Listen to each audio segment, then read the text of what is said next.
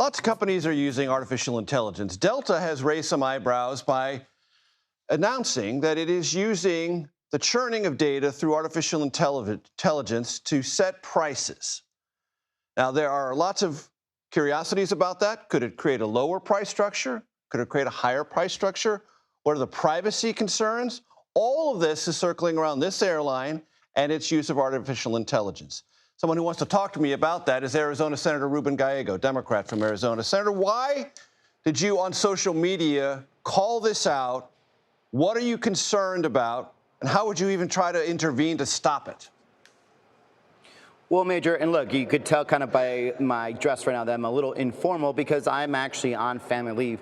But the reason this is important to me is because I have seen potentially what this could happen. Right now, I have a beautiful son that was just born. He is 6 weeks old. We have family that are actually trying to find a way to come here, try to buy tickets. Now, imagine if you are a family member, your granddaughter has just been born, your grandson has just been born, and you start posting on Facebook. Delta is going to be able to use technology to actually skim that information. And when you go and try to buy a Delta ticket, they know that you're going to actually want very much to go see that grandchild of yours, and they're going to actually raise the price. So it's not a market price, it's a pressure price, one that is designed around the pressure points they think that you are willing to pay. That is not free market capitalism. That is absolute predatory nature that they're trying to actually execute on to increase profits. So that's why it's important that we step in, and we have a right as a federal government when it comes to regulating commerce, especially when this type of action supersedes what we understand as free market capitalism, straight to the fact that they're just literally trying to increase profits by trying, to be predatory against everyday citizens and consumers. Senator, when Delta says, as it has, that it's only going to use aggregate data, not personal data, to create this pricing structure, you say what? Why did you say that to the shareholders that you would? Right? If you're saying that to us, go say that to your shareholders. And by the way, your fiduciary duty is to be honest with your shareholders. You brag to your shareholders that there's going to be gross profits that come from this type of data. Right now, you're saying that's not the case. Then go back to your shareholders and amend your reports to do that. Because right now, what you're telling me is absolutely different from what you told your shareholders who are trying to decide the pricing of the stock right now. So someone somewhere along the chain of communications in Delta is lying at this point. So I'm sure you can do this in better ways that can find potential savings for consumers. But the nature of companies is to maximize profits. And unless we actually intervene and regulate to make sure that they're not able to use it to create gross profits on people's pressure points that are basically being gleaned from private data, they're going to at some point do it, whether it's them or some other company. And look, we're hearing like other examples of this. We heard grocery stores are looking at different types of pricing models that will essentially affect, how much they can charge you as you walk in. So the person that's walking 5 feet in front of you is going to have a different price than you. So as someone like me who grew up clipping coupons and stuff like that, I don't want to see that. The American consumer doesn't want to see that. And unless these companies actually get their stuff together, we're going to have to step in and do something about it. Senator, it seems to me this is a much broader conversation because artificial intelligence, large language models are going to allow this data scraping to basically contextualize every consumer down to the behavioralist, lowest or most minute granular level.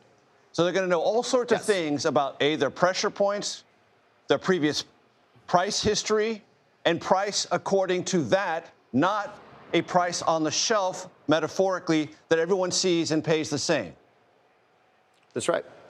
Look, the laws of the market are largely governed by transparency, enough information flow for the consumer to make viable information about how to buy versus not to buy, and competition, right? And of course, that being the base of supply and demand.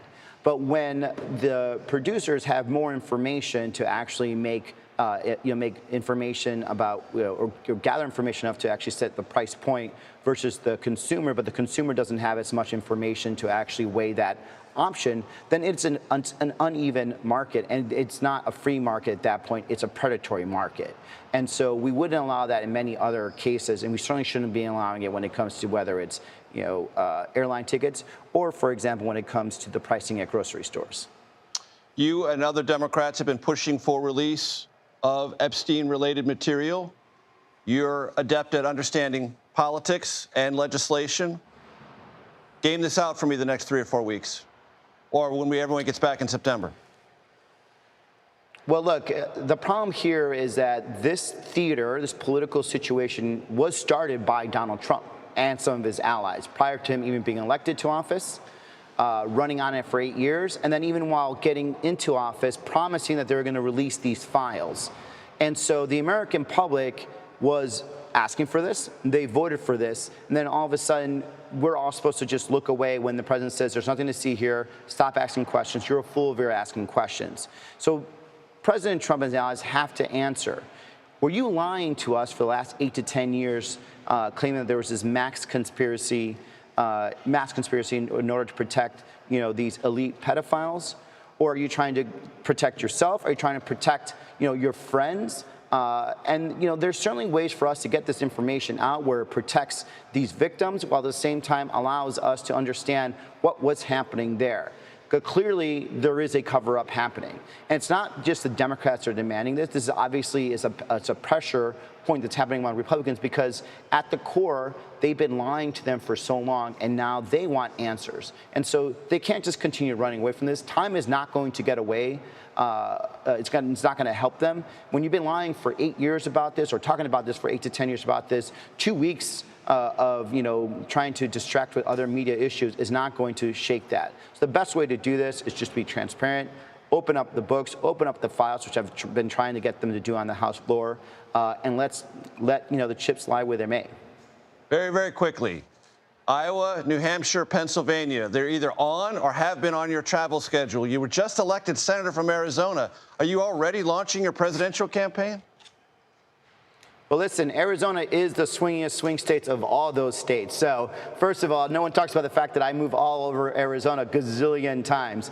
But look, I'm here because of one problem. Right now, the Republicans have destroyed Medicaid. There are going to be millions of Arizonans and Americans, there are hundreds of thousands of Arizonans, millions of Americans are going to lose Medicaid so we could, pay for the tax cuts for the richest. You have food stamps, that are going to be cut for people that are really needy, as, by the way, grocery prices are still rising, again, for the richest of this country. And the Republicans that voted for this are in Iowa, are in New Hampshire, and are in Pennsylvania and other parts of the country. So I will continue to travel because I need allies. In New Hampshire, I got Chris Pappas, someone that I've known since college, a great congressman also who's now running for U.S. Senate, and we want to make sure that we protect that vote. We get someone else in there that understands everyday working family. He runs the oldest restaurant in New Hampshire. He understands the pain point of his customers, of his voters, and I want him in the Senate to make sure that he's there to fight with me, to make sure that we're fighting to bring costs down and make life more affordable for every American every day, and that's why I'm going to be going to New Hampshire.